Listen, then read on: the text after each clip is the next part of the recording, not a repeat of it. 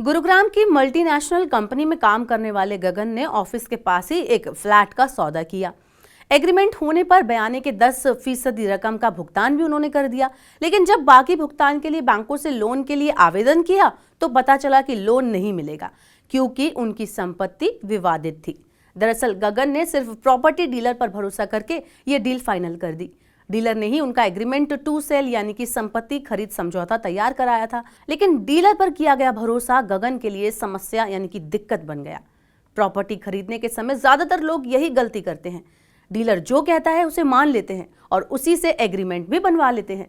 ग्राहक के भरोसे का गलत फायदा उठाकर कई बार डीलर ज्यादा मुनाफा कमाने के चक्कर में विवादित संपत्ति का सौदा करवा देते हैं, जो कि आगे चलकर संपत्ति खरीदार के लिए मुसीबत बन जाता है। एग्रीमेंट के लिए कई बार डीलर्स किसी पुराने मसौदे में ही काट छांट करके कागजी कार्रवाई को पूरा करा देते हैं। इस वजह से कई बार किसी और एग्रीमेंट की शर्तें खरीदार के एग्रीमेंट में जुड़ जाती हैं। इस वजह से भी संपत्ति खरीदार को यानी कि जो संपत्ति खरीद रहा है उसे परेशानी उठानी पड़ती है। खरीदी गई प्रॉपर्टी में भविष्य में कोई परेशानी ना हो, इसलिए जरूरी है कि प्रॉपर्टी खरीदने से पहले किसी पेशेवर और सक्षम प्रॉपर्टी वकील की सलाह जरूर लें। वकील ही आपको प्रॉपर्टी की कानूनी सिचुएशन और एग्रीमेंट टू सेल के विभिन्न पहलुओं को समझाने में आपकी मदद कर सकता है। इसके लिए आपको कुछ खर्च जरूर करना पड़ेगा, लेकिन भविष्य के जोखिमों से बचने के लिए इसमें कंजूसी करना उचित नहीं होगा। जब हम घर खरीदते हैं तो उसमें मेहनत से संजोई हुई बचत का हम उपयोग करते हैं। होम लोन लिया है तो ईएमआई के रूप में भविष्य की बचत का बड़ा हिस्सा लगाना पड़ता है। इस तरह अधिकांश लोगों के लिए ये आजीवन निवेश होता है। संपत्ति लेन देन से जुड़े कानून बहुत ही जटिल हैं। कई मामलों में तो जानकार लोग भी धोखा खा जाते हैं। हालांकि संपत्ति के लिए अगर आप बैंक से लोन लेते हैं तो आपकी उलझन कुछ कम जरूर हो जाती है। कर्ज देने से पहले बैंक प्रॉपर्टी की वैधानिक जांच करते हैं। बैंक सुनिश्चित करता है कि विक्रेता के पास ही संपत्ति के कानूनी अधिकार हैं और संपत्ति पर कोई कर्ज तो नहीं चल रहा।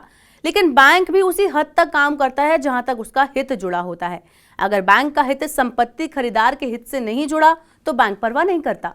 ऐसे में जरूरी है कि प्रॉपर्टी से जुड़े सभी पहलुओं पर निजी तौर पर कानूनी राय जरूर ली जाए। इसके जरिए आप भविष्य में अपने फ्यूचर में बड़े खर्च और मानसिक पीड़ा से बच सकते हैं। तो इस मामले पर कानूनी सलाह आखिर क्यों जरूरी है?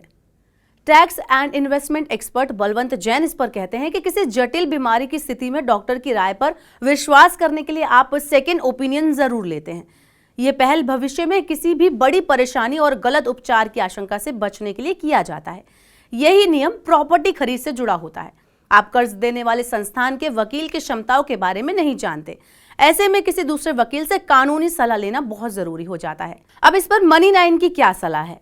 मनी 9 की सलाह यह है कि मेहनत से कमाई पूंजी और उस पूंजी से खरीदी हुई प्रॉपर्टी भविष्य में आपके लिए परेशानी पैदा ना करे। इसके लिए प्रॉपर्टी खरीदने से पहले पेशेवर कानूनी सलाहकार से सभी पहलुओं पर राय जरूर लें, भले ही आपको फीस क्यों ना चुकानी पड़े, पर इससे आप अपने फ्यूचर में होने वाली दिक्कतों से बच जाएंगे।